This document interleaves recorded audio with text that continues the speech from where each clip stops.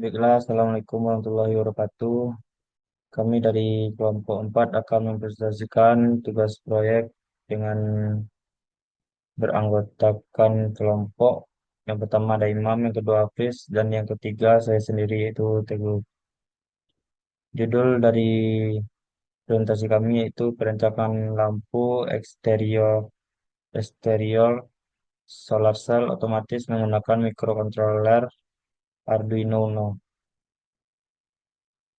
Selanjutnya itu ada latar belakang.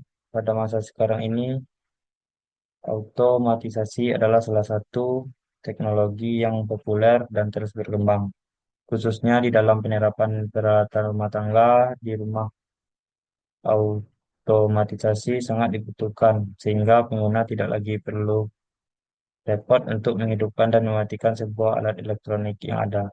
Cukup menggunakan microcontroller dan mengatur operasi kerja yang diinginkan, maka dengan mudah sebuah peralatan elektronik dapat dikendalikan.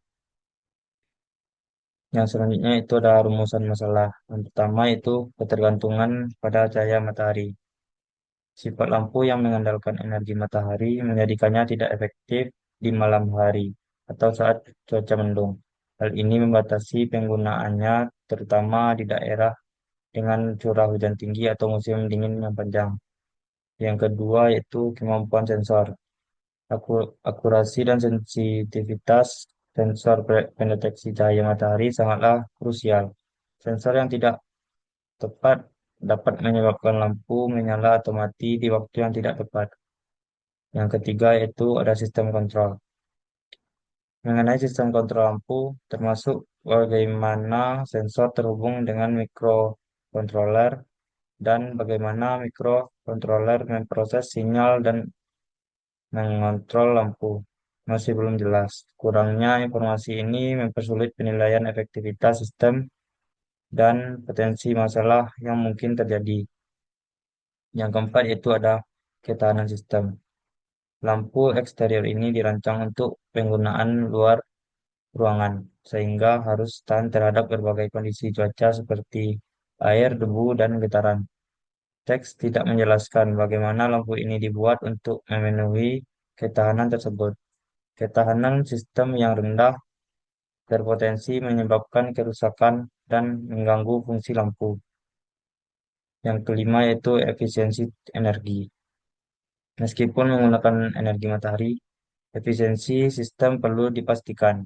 Bagaimana energi matahari dikonversi menjadi energi listrik dan bagaimana energi listrik digunakan untuk menyalakan lampu masih belum dijelaskan.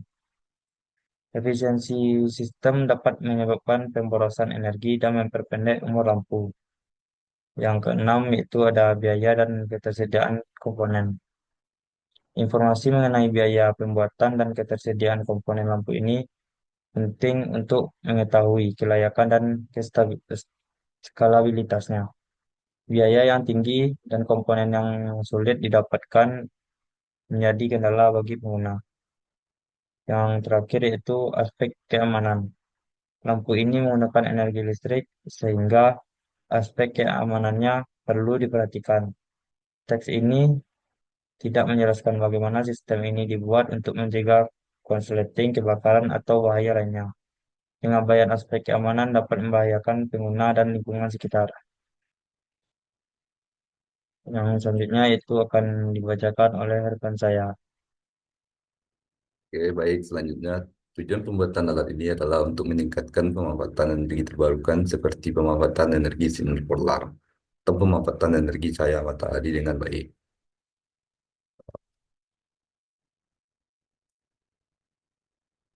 Komponen-komponen yang diperlukan dalam pembuatan alat tersebut adalah satu, solar cell. Solar cell merupakan pembangkit listrik yang mampu mengkonversikan sinar matahari menjadi arus listrik. Energi matahari sesungguhnya merupakan sumber energi yang paling menjanjikan mengingat sifatnya yang berkelanjutan atau sustainable serta jumlahnya sangat besar.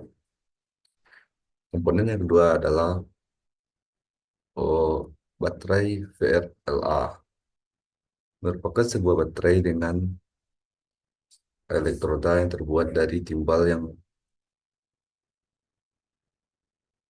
sifatnya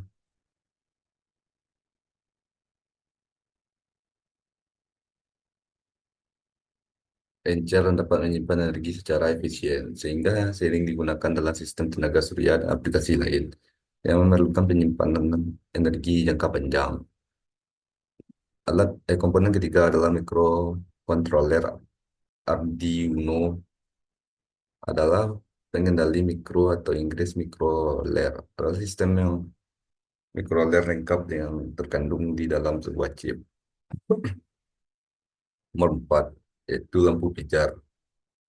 Lampu pijar putih untuk lampu eksterior solar cell adalah jenis lampu yang memancarkan cahaya yang menyerupai sinar matahari. Biasanya lampu ini menggunakan teknologi LED karena lebih hemat energi dan tahan lama dibandingkan dengan lampu pijar tradisional.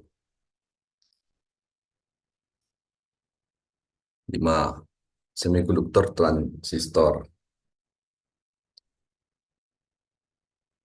Transistor adalah alat semikonduktor yang dipakai sebagai penguat, sebagai pemutus rangkaian, penyambung atau switching, stabilitas tegangan, modulasi sinyal, dan lain-lain. 6. Liquid Crystal Display. LCD adalah sebuah perangkat optik yang dapat dimodulisasikan secara elektronik dan dibuat dari berbagai banyak segmen yang diisi oleh cairan kristal yang disusun di depan sumber cahaya atau sebuah mantul cahaya untuk menghasilkan gambar berwarna atau gambar hitam putih.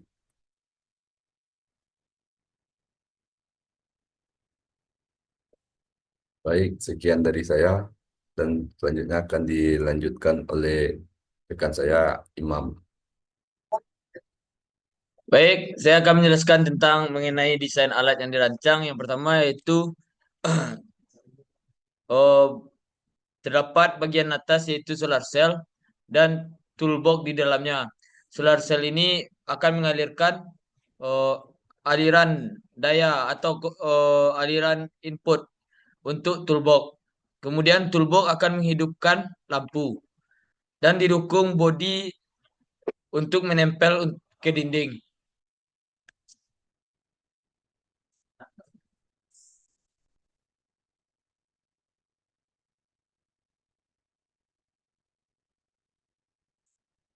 Baik, yang pertama itu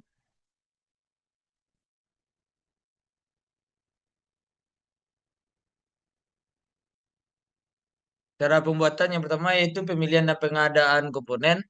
Pilih panel surya, baterai, charger, controller, inverter, dan port output sesuai dengan kebutuhan. Pastikan semua komponen memiliki sertifikasi kualitas dan garansi yang valid.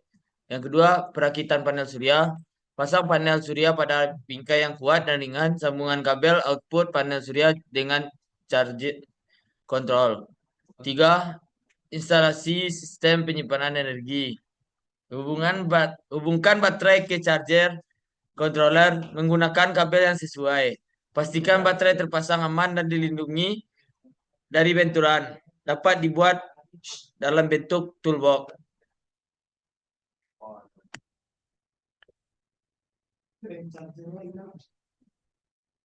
Yang keempat, integrasi inverter dan port output. Sambungan inverter ke baterai dan pastikan konversi daya dari DC ke AC berjalan dengan baik. Pasang port USB, DC, dan soket AC pada kotak pelindung alat. Yang kelima, pemeriksaan dan pengujian awal. Periksa semua sambungan kabel dan komponen untuk memastikan tidak ada yang longgar atau salah sambung.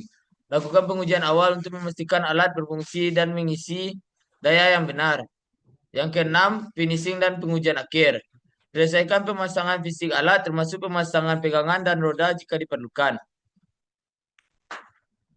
Cara kerja alat yang pertama yaitu solar cell akan menghasilkan energi yang dibutuhkan oleh sistem. Kemudian energi tersebut akan disimpan ke dalam baterai. Output tegangan solar cell juga akan diukur oleh mikrokontroler Arduino untuk menentukan keadaan siang dan malam hari. Mikrokontroler Arduino akan menentukan apakah kondisi hari sudah malam atau apakah hari masih terang dengan bantuan data-data dari solar cell. Mikrokontroler Arduino kemudian akan memproses data-data digital tersebut. Kemudian apabila kondisi lingkungan telah gelap, maka mikrokontroler Arduino akan menyalakan lampu LED dengan menghidupkan sklar elektronik yaitu transistor driver.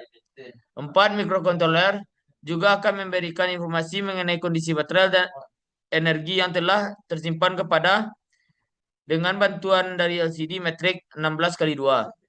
Yang kelima, LCD metrik akan mengubah informasi yang diterima dari data digital yang dikirimkan oleh mikrokontroler Arduino menjadi informasi visual yang dapat dimengerti oleh manusia.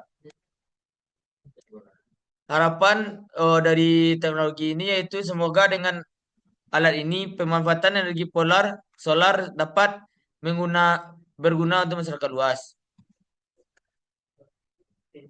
Baik, sekian yang dapat saya sampaikan. Saya akhiri dengan Assalamualaikum warahmatullahi wabarakatuh.